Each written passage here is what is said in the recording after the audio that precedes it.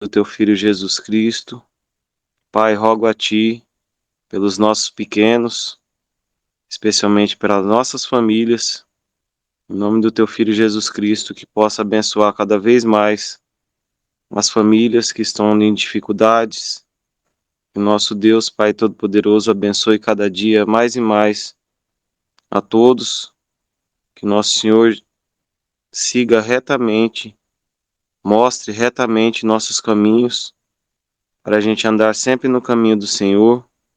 Que dê bênçãos e graças cada vez mais para a união do grupo, dos estudos, que nosso Senhor Jesus Cristo cada vez mais esteja presente nos estudos, para que a gente rogue ao nome dele e que ele esteja presente sempre dentro da nossa casa. E cada momento que a gente está dentro do serviço, da escola, com os familiares, que a gente possa levar a palavra para que toque no coração de todos nesses tempos difíceis que a gente está vivendo. Que nosso Senhor Jesus Cristo possa estar sempre à frente para nos conduzir. Essa oração que te peço e te rogo de joelhos, meu Pai, em nome do teu Filho Jesus Cristo, que abençoe nossa vida e a vida de todos os familiares, de todos os amigos, de todas as pessoas que estão presentes aqui. Abençoe as famílias, Senhor. Conduza pelo caminho certo. Em nome de Jesus, amém. Amém. Amém. Deus. Amém. Amém, glória a Deus. Amém, glória a Deus. Amém, meus irmãos. Que a graça e a paz do Senhor Jesus seja com todos, mais uma vez. E aqui vamos dar continuidade ao estudo, a Epístola aos Romanos. A irmã Michele, ontem, ela fez aqui a introdução no capítulo 1, onde Paulo atesta o seu chamado, e ele também desejava visitá-los, seus irmãos, para dividir com eles um dom espiritual. E ali ele apresenta a justiça do Evangelho. Também Paulo diz ali como Deus abomina todo tipo de pecado. E finalmente ali no capítulo 1 ele fala dos pecados do gentio. Hoje falaremos do capítulo 2, onde este capítulo está dividido em 29 versículos. E aqui Deus fala que não há desculpa, né? Através de Paulo, ele fala não há desculpa para o pecador, e muito menos para aqueles que, por ter o conhecimento, achasse que não passaria pelo juízo de Deus, né? E seja ele judeu ou gentil, e o gentil é sob a condenação, bem como os judeus também, e não podem tirar proveito ali da circuncisão. Bem, esse capítulo, como eu disse, ele se divide em 29 versículos e tem nele contido algumas perguntas. E Paulo ali, ao explanar essas verdades, essa mensagem para os judeus, ele estava dizendo, né, que os judeus ali seria indesculpável, né, porque os judeus era muito rápido em condenar os gentios, mas tendo em vista que por século os judeus foram tão favorecidos com a luz maior do que os gentios, e eles eram indesculpáveis por cometer os mesmos pecados que os gentios cometiam. Bem, e Paulo também ele estava enfatizando que o verdadeiro padrão da medida do juízo divino, e Deus não julga segundo a aparência. Seu juízo se fundamenta no conhecimento das motivações pelas quais as verdades da natureza e da sua conduta, e é imparcial. E até os pecados mais secretos colocados sobre Deus traria às claras, conforme está escrito em Eclesiastes 12:14, né? Em outras palavras, alguns acham que por causa do seu elevado conhecimento da verdade e por causa da sua ligação com a excedência divina, ou como povo escolhido, ficará livre do juízo. Essa é uma esperança ilusória do livramento pessoal do juízo. É uma forma comum do auto-engano, e contraria a verdade do julgamento imparcial de todos os pecadores por Deus. No entanto, parece ter sido a opinião popular entre os judeus que, desde a observância dos seus ritos e seus cerimoniais de sua religião, Deus não os julgaria tão severamente quanto faria com os gentios abandonados e idólatras. Achavam que sua nacionalidade lhes garantiria a condição especial no juízo. E essa falsa noção foi repreendida por João Batista. E ali João disse: produzi os frutos dignos do arrependimento, e não comeceis a dizer entre vós mesmos, temos por pai Abraão, conforme está escrito em Mateus, capítulo 3, versículo 8 e 9. Bem, pecado é pecado, seja onde for, por meio de quem quer que seja cometido. Tampouco se torna menos pecaminoso por ser cometido em meio a privilégios religiosos. E o povo de Deus não tem licença especial para pecar, como se Deus não fosse tão rigoroso em perceber as ofensas daqueles que professam servi-lo. Ao contrário, a Bíblia ensina de forma consistente de que os pecados mais graves eram cometidos entre aqueles que professavam ter a fé no Deus dos céus e da terra.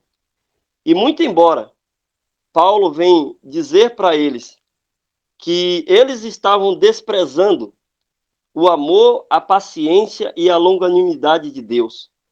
O amor e a paciência de Deus produz apenas um sentimento de desprezo ou de segurança no coração das pessoas endurecidas no pecado.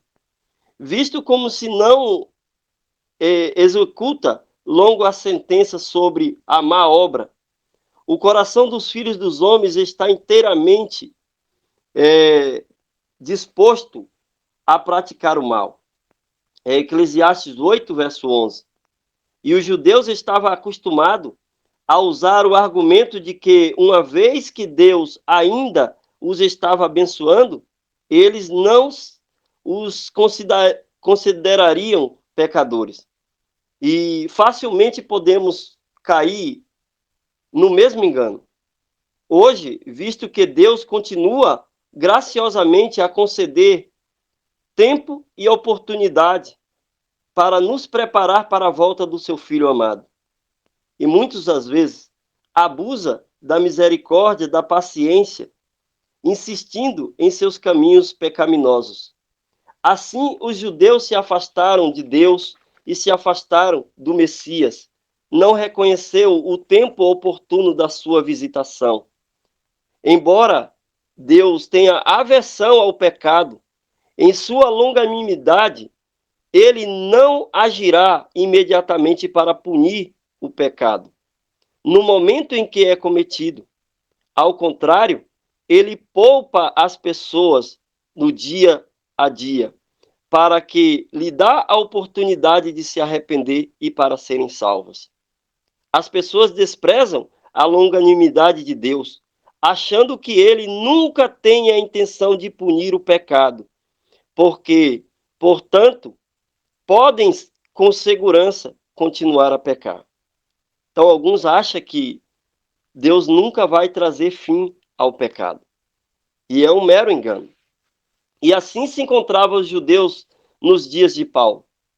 Com a dureza e a obstinação, a teimosia, achava-se em um estado de espírito de que a bondade e a paciência de Deus não tinha nenhum efeito. Ou seja, um coração que se recusa a se arrepender. E não havia mudança nas suas atitudes, no seu coração. As pessoas continuavam e cresciam voluntariamente endurecida de coração, apesar dos apelos de Deus. E Paulo estava trazendo a eles que não haveria desculpa para aqueles que não aceitou a graça divina. Aqui há um contraste com as riquezas da bondade de Deus e do tesouro celestial.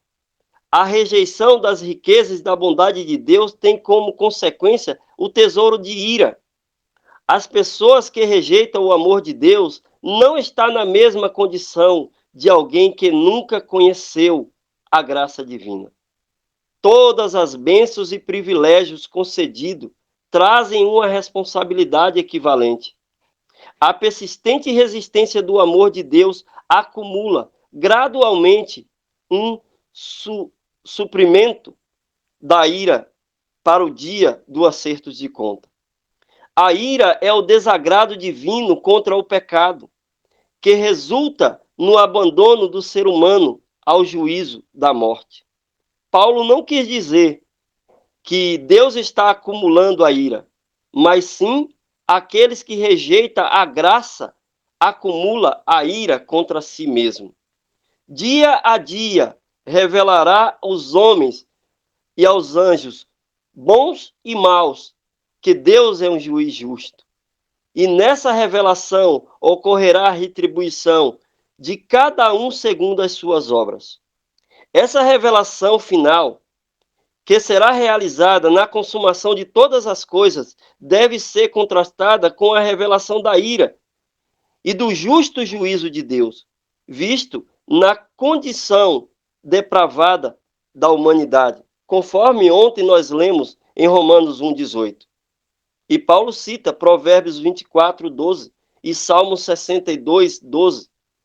As Escrituras são unânimes em ensinar que as pessoas serão julgadas de acordo com o que fizeram. E todos, inclusive os judeus, privilegiados, serão recompensados ou condenados de acordo com a sua vida e o seu caráter.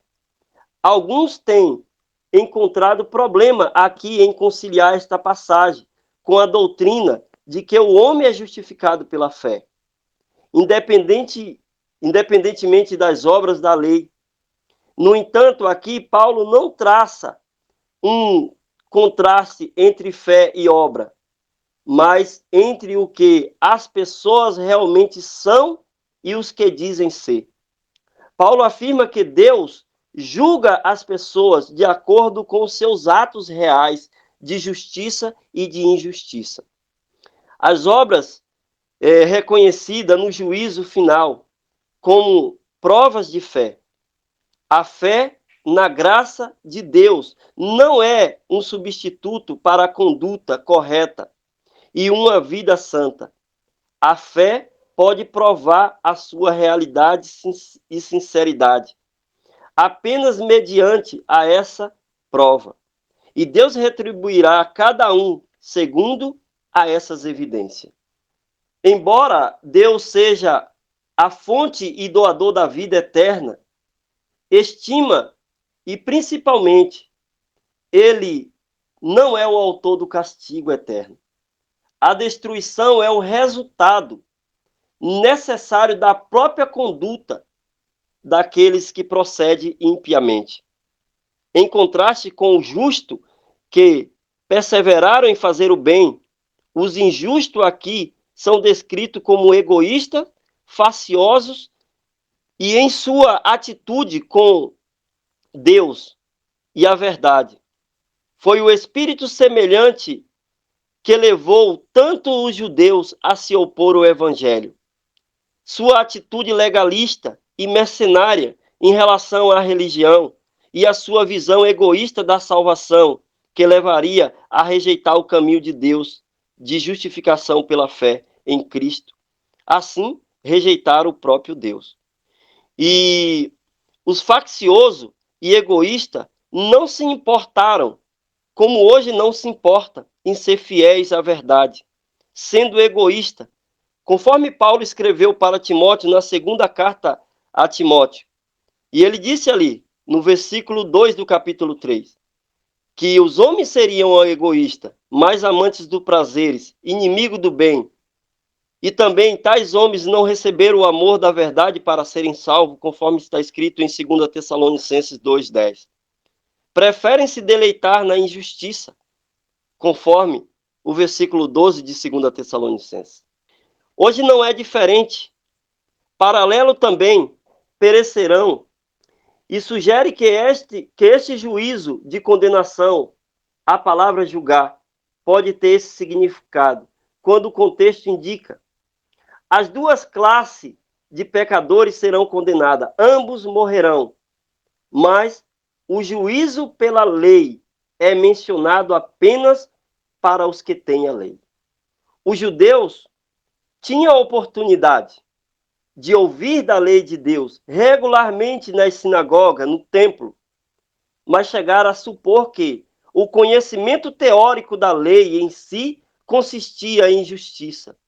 Aparentemente, eles não reconheciam a necessidade de obediência perfeita e perpétua. Jesus repreendeu os judeus por essa atitude para com a palavra de Deus. E ele diz: examinai as Escrituras, porque julgais ter nela a vida eterna. Contudo, não quereis vir a mim para teres vida. João 5,39 e versículo 40. Os judeus estavam à posse das Escrituras e supunha que o mero conhecimento delas tinha a vida eterna. Essa mesma visão equivocada dos que hoje têm o conhecimento traz por si só a justiça da salvação, que ainda é recorrente? De modo nenhum. A verdade de Deus não deve ser conhecida apenas, mas sim obedecida. E aqueles que têm a lei, a qual possa ouvir e pela qual possa ser guiado, deve ser obediente a ela, se quiserem ser justificados no dia do juízo. O contexto indica que o que os judeus, e quando Paulo ali proferia essas palavras, se refere que o padrão de conduta moral em sua disposição seria revelado no Antigo Testamento, especialmente quando Deus enviou os 10 mandamentos como código de conduta para que o povo de Israel pudesse ali ser regido. E Paulo ainda contrasta com a condição do juízo naqueles que conhecem a verdade de Deus, mas não estão dispostos a obedecer. E com a posição de quem não só conhece a verdade, mas de dar o seu pleno cumprimento. Já foi mencionado na epístola de que essa obediência só pode vir pela fé, e não pelo que pretende conhecer ou professar ser, mas pelo real fazer. Os gentios, em sua ignorância, mostraram que o seu espírito amorável e que os verdadeiros praticantes da lei são justos diante de Deus, enquanto os informados judeus cristãos privilegiados que mostram por falta de amor e que são apenas ouvidores da lei, não são justos diante de Deus. Quantas vezes nós nos deparamos com pessoas que não têm nenhum conhecimento das Escrituras, mas que têm uma reverência e um temor absoluto. Quantas vezes as pessoas, na hora das suas refeições, ela em reverência e temor a Deus, mesmo sem ter conhecimento das Escrituras, elas tiram seu chapéu, elas reverentemente ali, elas fazem a sua refeição sem ter o conhecimento. E muitos que hoje têm o privilégio de ter as Escrituras nas mãos, assim como os judeus não fazem. Muito embora os gentios não conheçam a lei escrita, sempre que eles revelam o amor de Deus, e Deus, de modo semelhante, mostra que as normas da lei estão escritas no seu coração. Os judeus afirmavam ter uma relação especial com Deus, mas, em vez de esta relação se revelar em humildade e dependência e obediência leal, manifestou-se neles a presunção, a arrogância para com as demais nações. E essa foi a perversão do gloriar-se que Deus recomenda? Não. Mas o que se glorie nisto, em me conhecer. Eu sou o Senhor e faço misericórdia e juízo e justiça na terra. Jeremias capítulo 9, versículo 24. É verdade que os judeus foram muitos privilegiados pelo conhecimento de Deus. E esses deveria ter sido motivo da gratidão e não da vanglória.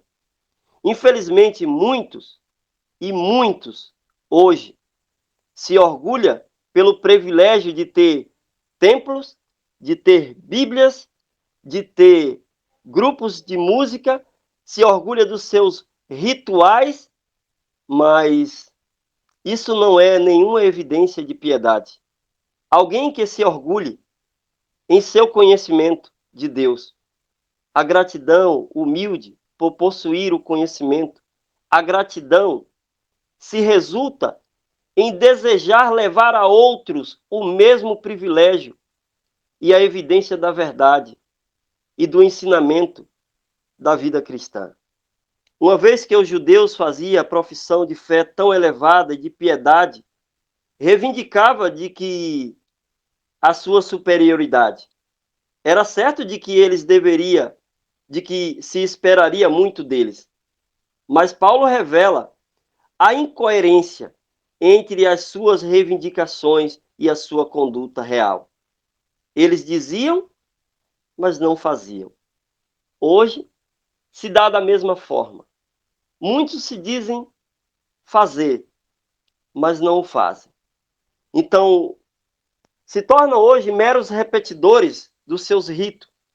E uma vez que os judeus faziam uma profissão de fé tão elevada e de piedade, eles deveriam viver de acordo com essa norma. Em Mateus 23, versículo 3, a palavra diz que eles determinavam aquilo que as pessoas deveriam fazer. Mas nem com um dedinho eles tiravam os fardos dos quais eles deveriam carregar por ser conhecedores da lei, nem um dedinho sequer eles removiam daqueles que eles impunham para carregar. Essa incoerência não é um fato recorrente dos judeus. E muito antes, o salmista Davi havia se lamentado pela decadência moral do seu povo, no Salmo 50, verso 16. E ao fazer a acusação do roubo, Paulo, sem dúvida, tinha em mente, entre outras coisas, os métodos desonestos das realizações de negócio, como, por exemplo, os que eram realizados no próprio pátio do templo, com a aprovação e a colaboração dos sacerdotes e dos príncipes. Os judeus davam grande importância aos ritos da circuncisão, como se a cerimônia exterior garantisse o favor divino e de forma especial. Deus instituiu este rito como um sinal de sua aliança com Abraão e com seus descendentes. E marca como um memorial dessa relação. A circuncisão poderia ter sido uma grande bênção na vida dos judeus. Mas visto que tão grande medida eles não tinham conseguido fazer as exigências essenciais da aliança, a circuncisão se tornou nada mais, nada menos do que uma forma vazia de uma religião formal. O mesmo se dá hoje. Como se vê, os professos cristãos denominacional se orgulham dos seus ritos cerimoniais, dos seus majestosos templos, creem em doutrinas de homem, cometendo os mesmos pecados dos idólatras. Dizem que Deus é um, mas que se manifesta em uma trindade. Presunçosos, orgulhosos, não buscam examinar as escrituras, se tornam mero repetidores dos seus líderes. E eis aí a obra de grande engano, o grande engano do eu, que não morreu para o mundo. Assim se encontrava os judeus nos dias de Cristo, nos dias de Paulo e nos dias de João. Estou certo de que esses três nomes citados, Jesus como um ícone central do universo cristão, João Batista, um grande profeta, e Paulo, um expoente, aquele que evangelizou toda a Europa, fazendo a vontade de Deus. Grandes nomes se tornaram. E Paulo aqui não tinha como objetivo trazer uma reprovação a uma igreja, mas a carta, a epístola aos Romanos, ela se tornaria uma obra teológica. E a partir desta obra, Martinho Lutero teve convicção de que a graça de Deus era o que o salvaria. Os professos cristãos de hoje continuam apegados às tradições dos homens. Contudo, Deus deseja manifestar a sua graça, a sua misericórdia. E como povo escolhido de Deus, devemos ser obedientes em tudo, absolutamente tudo, que Ele nos propõe, ainda que seja perder a vida neste mundo. Que tão somente a graça e a paz do Senhor Jesus continue conosco nessa jornada. E que possamos ser, hoje, destituídos do próprio eu. Que possamos, pela graça, assim como Paulo, assim como João e tantos outros, ser essa semente para que outros tenham o pleno conhecimento da verdade, da vontade de Deus. Nesse momento, eu gostaria de convidar a você para orar e logo em seguida nós encerraremos. E aqueles que desejarem, depois da oração, externar alguma contribuição no sentido da palavra, estejam à vontade. Oremos ao Senhor. Pai que habita nos mais altos céus, graças e louvores te damos porque a tua misericórdia, ó Pai, dura para sempre. Porque o Senhor se faz conhecer por meio de tua palavra, por meio da natureza, por meio das coisas existentes e invisíveis. Ó Pai Santo, te pedimos de modo especial, continue a trazer sobre nós a luz tão necessária para sermos guiados em toda a verdade nesse tempo oportuno. Os judeus do passado não reconheceram o tempo da sua visitação. Hoje há muitos que não reconhecem o tempo da sua visitação. Aqui encontra-se, ó Pai, um pequeno grupo de pessoas que reconhece o tempo da sua visitação e tem procurado por sua graça e por sua misericórdia agarrar essas oportunidades. Ó Pai Santo, não permita que nos tornemos jactanciosos, faciosos, negligentes, mercenários. Nunca permita que isso aconteça no meio do teu povo, ó Pai, mas guia o teu rebanho, a fim de que a tua misericórdia seja com todos os teus filhos.